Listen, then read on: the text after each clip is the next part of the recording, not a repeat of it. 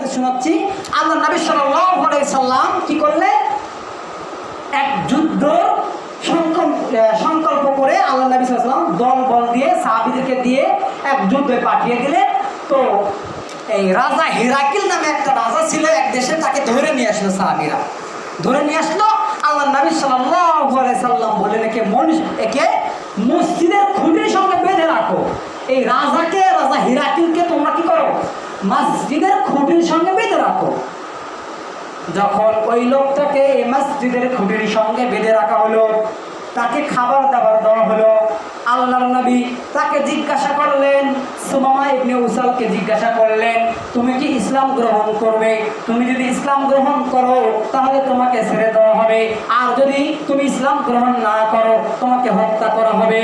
তখন ওই সুমামা ইবনে উসাল বলতেছে, আমি ইসলাম গ্রহণ করব না, তোমরা যদি আমাকে হত্যা করো তাহলে হত্যার বিনিময়ে আমিও তোমাদেরকে হত্যা করব, হত্যার বিনিময়ে প্রতিশোধ নেওয়া হবে, আর যদি তোমরা আমাকে ছেড়ে দাও তাহলে তোমাদেরকে পুরস্কার দেওয়া হবে।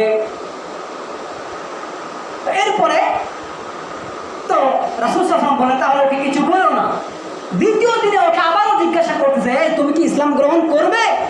তুমি যদি ইসলাম গ্রহণ না করো তাহলে তোমাকে হত্যা করা হবে, আর যদি গ্রহণ করো তাহলে তোমাকে ছেড়ে দেওয়া হবে। ও বলছে, না, আমি ইসলাম গ্রহণ করবই না। এরপরে তৃতীয় দিনে আবারও জিজ্ঞাসা করা হচ্ছে যে তুমি কি ইসলাম গ্রহণ করবে? তো বলছে, না, আমি ইসলাম গ্রহণ করবো না। তখন আল্লাহ নবী সাল্লাল্লাহু আলাইহি সাল্লাম বললেন, সাহাবীরা ওই লোকটাকে ছেড়ে দাও, ওই লোকটাকে ছেড়ে দাও। তখন ওই লোকটাকে ছেড়ে দিল।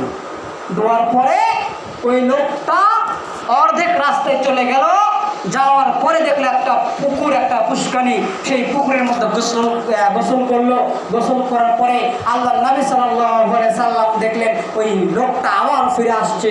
তখন আল্লাহ নবী সাল্লাল্লাহু আলাইহি সাল্লাম বললেন, এই তুমি আবার ফিরে আসলে মানে? তোমাকে তো ছেড়ে দেওয়া হয়েছে, তুমি আবার কেন ফিরে আসবে? তখন লোকটা এসে বলতেছে, আশহাদু আল্লা ইলাহা ইল্লাল্লাহু ওয়া আশহাদু আন্না মুহাম্মাদান আবদুহু ওয়া রাসূলুহু। আশহাদু আল্লাহ, আমি সাক্ষ্য দিচ্ছি আল্লাহ ছাড়া কোনো মাবুদ নাই, ওয়া আশহাদু আন্না মুহাম্মাদান আবদুহু ওয়া রাসূলুহু, আমি আরো সাক্ষ্য দিচ্ছি মুহাম্মদ সাল্লাল্লাহু আলাইহি ওয়াসাল্লাম আল্লাহর বান্দা এবং রাসূল। লোকটা কি করলো?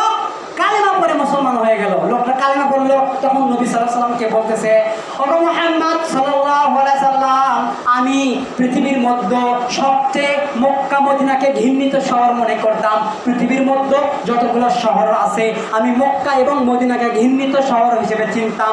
পৃথিবীর মধ্যে যতগুলো মানুষ আছে সব মানুষের চেয়ে আমি মুহাম্মদ সাল্লাল্লাহু আলাইহি ওয়াসাল্লামকে সবচেয়ে নোংরা মানুষ, ঘৃণিত মানুষ মনে করতাম। আজকে আমি ইসলাম